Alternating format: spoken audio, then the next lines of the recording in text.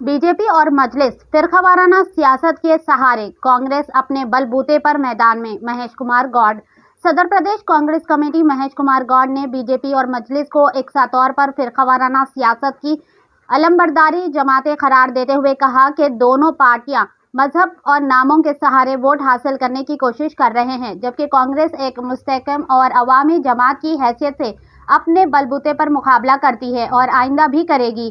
कांग्रेस भवन में सहाफियों से बातचीत करते हुए मिस्टर महेश कुमार गौड ने वाजे किया कि बीजेपी हो या मजलिस, कांग्रेस की नजर में दोनों का किरदार एकसा है और ओवैसी का नाम लेना या भगवान के नाम पर सियासत करने से वोट हासिल नहीं होंगे। महेश कुमार गौड ने रुकने असेंबली बीआरएस हरीश राव की जानिब से एसआईटी पूछताछ के मामले पर कांग्रेस हुकूमत पर लगाए गए इल्जामात को बेबुनियाद करार देते हुए कहा कि 10 साल बीआरएस दौरे हुकूमत में कहे गए टेंडर्स और 2 साल कांग्रेस हुकूमत के टेंडर्स पर रखे आम बहस के लिए तैयार है। इन्होंने कहा कि अगर केटीआर और हरीश राव में हिम्मत है तो अवाम के सामने हकायक रखे, वरना इल्जामात का सिलसिला बंद करे। इन्होंने इल्जाम आयद किया कि बीआरएस के दौर में फोन टैपिंग के जरिए सियासी कायदीन, खानगी कंपनियों के मालकीन और हत्ता के फिल्मी सितारों को भी निशाना बनाया गया और खुद इन्हें भी 5 तक 6 माह कबल पूछताछ के लिए तलब किया गया था, जो इस बात का सबूत है कि कानून अपना काम कर रहा है। इन्होंने रुकने पार्लियामेंट निजामाबाद अरविंद पर सख्त तनकीद करते हुए कहा कि गुज़िश्ता 7 बरसों में जिला की तरक्की के लिए कोई ठोस मंसूबा बंदी काम नहीं किया गया।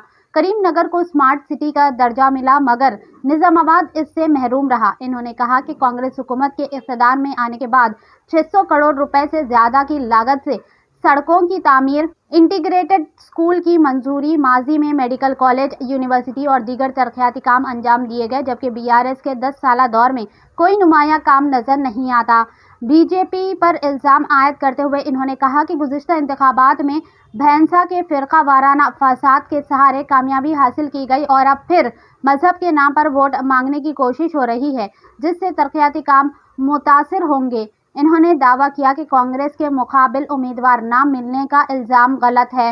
अब तक 700 दरख्वास्तें मौसूल हो चुकी है, जबकि बीजेपी से मुतालबा किया गया कि वो भी अपनी दरख्वास्तों की तादाद वाजे करे और इस अज़्म का इजहार किया कि कांग्रेस निजामाबाद मेयर की निशस्त अपने बल पर जीत कर दिखाएगी।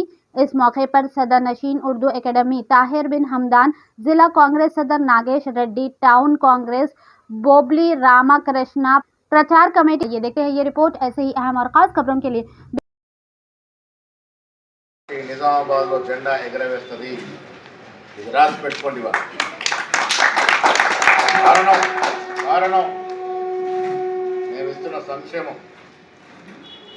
మేము ఇస్తున్న అభివృద్ధి. నేను మొదట కూడా చెప్పాను, ఊరికే దేవుళ్ళ పేర్లు చెప్తే ప్రజలు నమ్మి ఓటేస్తే అభివృద్ధి అంతగాగుతుంది, అభివృద్ధి ఆగిపోతుంది అనే మాట నిజామాబాద్ ప్రజలు గ్రహించుకోవాలి. చాలా సందర్భంలో చెప్పాను, మళ్ళీ చెప్తా ఉన్నాను. ఇక్కడ ఉన్నవందరం కూడా దైవ భక్తులమే, దేవుణ్ణి ఆరాధించే వాళ్ళమే, దేవుడి పేరు మీద రాజకీయం చేసే వాళ్ళం కాదు.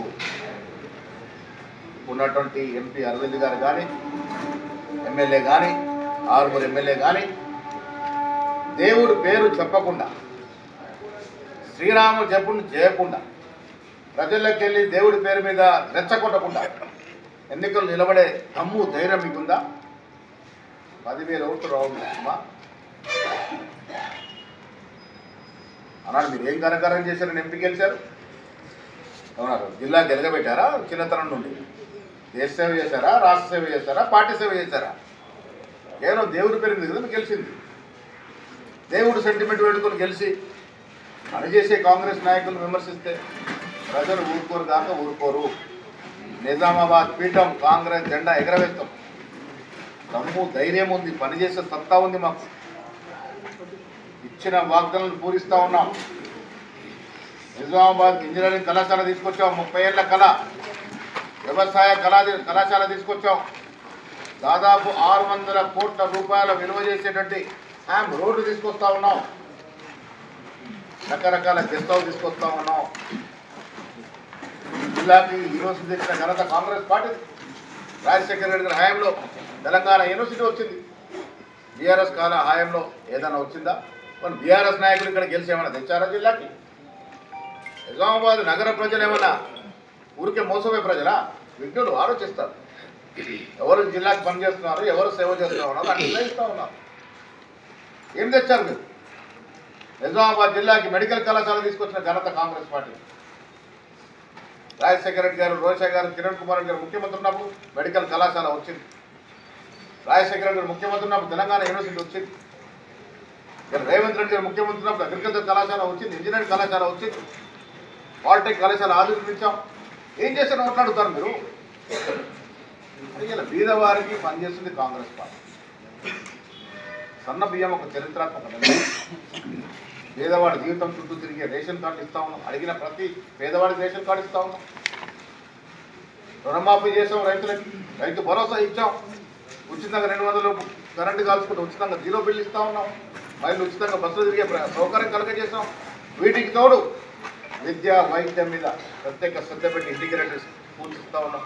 నిజామాబాద్ జిల్లాకి ఇంటిగ్రేటెడ్ కళాశాల రాబోతా ఉంది. నిజామాబాద్ పట్టణానికి 25 ఎకరాల భూమి లేదని దానికి ఎమ్మెల్యే అడిగితే 10 ఎకరాలు కుదించి ఎగ్జామ్షన్ ఇచ్చినాం. అంటే అభివృద్ధి చేసే పార్టీ కాంగ్రెస్ పార్టీ. నగర ప్రజలకు కావాల్సిందేంటి?